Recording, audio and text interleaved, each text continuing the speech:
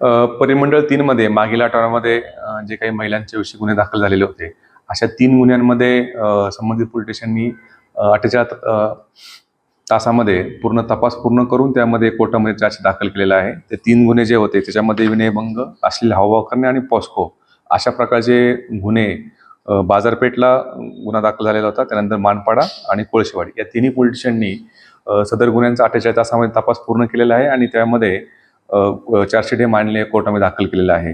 बाजारपेठच्या गुन्ह्यामध्ये तपासी अंमलदार PSI अमोल आंधळे यांनी हा तपास 48 तासात पूर्ण केलेला आहे. त्यानंतर मानपाडा पोलीस स्टेशनच्या हद्दीमध्ये API पाऊल बुद्धे यांनी हा तपास पूर्ण केलेला आहे आणि कोळशेवाडीच्या हद्दीमध्ये PSI नलावडे यांनी हा जे महिलांविषयीचे गुन्हे दाखल झाले होते त्या महिलांविषयी गुन्ह्यामध्ये 48 तासामध्ये तपास पूर्ण करून ते दोषारोप हे कोर्टात दाखल केलेला आहे.